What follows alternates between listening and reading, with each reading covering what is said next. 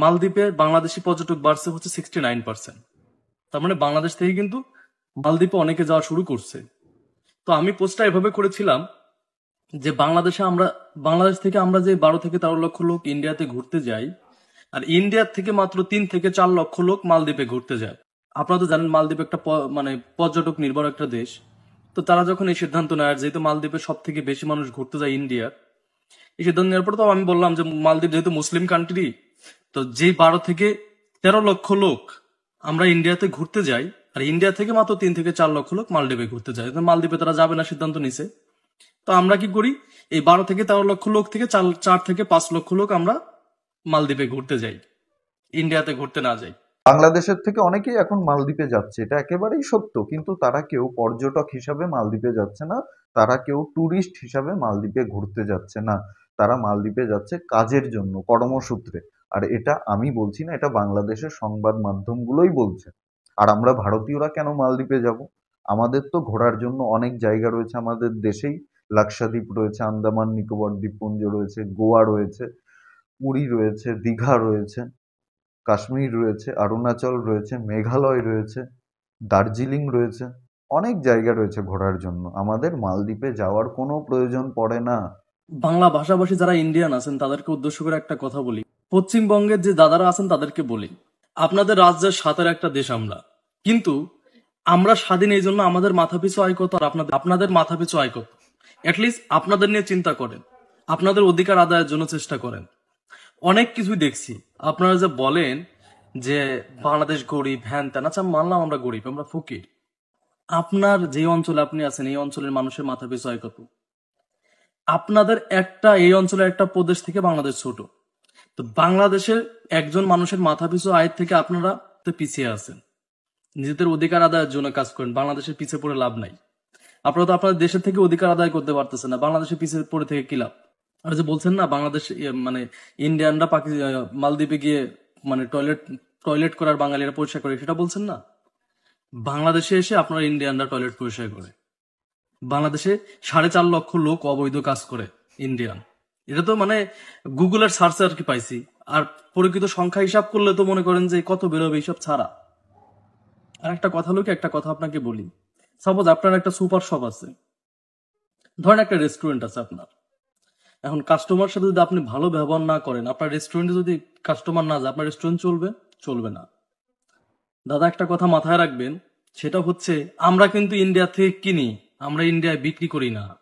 India আমাদের বাজার না, ইন্ডিয়ার বাজার বাংলাদেশ। আমাদের কেনার ক্ষমতা আছে, আমরা বিক্রি করি না। সেই ক্ষেত্রে আপনাকে বিক্রি করতে হইলে কাস্টমারের সাথে সুন্দর ব্যবহার করতে হবে। বাংলাদেশের জনগণের সাথে যদি আপনি সুন্দর ব্যবহার না করেন, আপনারা যেভাবে বলতেছেন, ক্ষতিটা আপনার দেশের হবে, আমাদের হবে না। দেখেন আমরা কিন্তু ভিন্ন ওয়ে বেছে নিবই। ইন্ডিয়াতে যারা ট্রিটমেন্ট করতে যাইতো অনেকেই যাবে না, ইন্ডিয়াতে যে মানুষগুলা ভিজিটে যাইতো অনেকেই যাবে না। আপনি একটু চিন্তা করবেন, প্রতি বছর 1,10,000 কোটি রুপি বাংলাদেশে ব্যবসা করে, অনলি বিজনেস পারপাসে যায়, যে প্রোডাক্ট বিক্রি করেন আপনারা এইটা। আর 12-13 লক্ষ ভিজিট তো বাদ দিলাম, 25 লক্ষ চিকিৎসা নিতে যায় সেটা তো বাদই দিলাম। আমাদের সাথে কত বিলিয়ন ডলারের বিজনেস করেন জানেন? 3 লক্ষ কোটি রুপির উপরে প্রতি বছর বিজনেস করেন। তো আমাদের সাথে যদি আপনি দুর্ব্যবহার করেন, এটা কি কখনো টিকবে? কাস্টমারের সাথে দুর্ব্যবহার করে ব্যবসায় টিকে থাকা যায় না। এই জন্য আপনাকে কাস্টমারের সাথে ভালো ব্যবহার করতে হবে।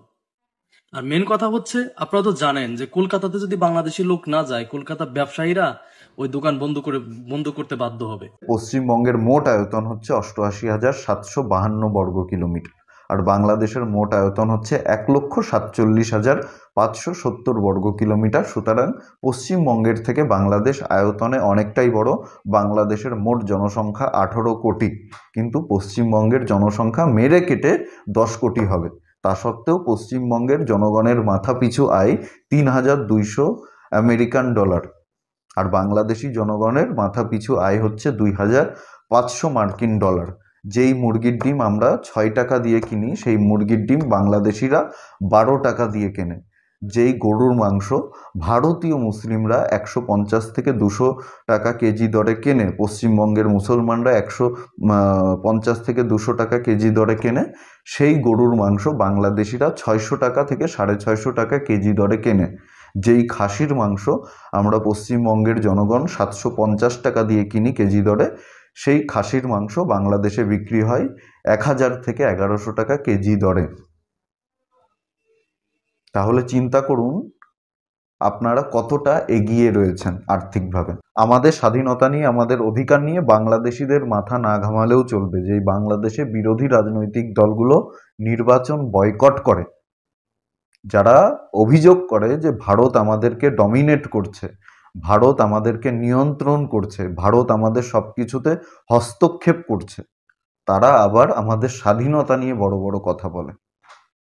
আগে নিজেদের দিকে তাকিয়ে দেখুন আপনারা কতটা স্বাধীন, আপনারা কতটা স্বাধীনভাবে আপনাদের দেশে চলাফেরা করতে পারেন। পিনাকি ভট্টাচার্যের মতো আপনাদের কিছু অবৈধ বাবা রয়েছে যারা বাংলাদেশের বাইরে বসে, বিদেশের মাটিতে বসে ভারতের বিরুদ্ধে উস্কানিমূলক কথাবার্তা বলছে, ভারতীয় পণ্য বয়কটের জন্য আপনাদেরকে উস্কে দিচ্ছে, কিন্তু তারা বাংলাদেশে প্রবেশ করতে পারছে না।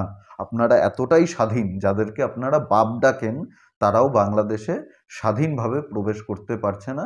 তাদের বাংলাদেশে থেকে এই ধরনের কথাবার্তা বলার কোনো ক্ষমতা নেই। আপনারা আমাদের স্বাধীনতা, আমাদের অধিকার নিয়ে কথা বলছেন।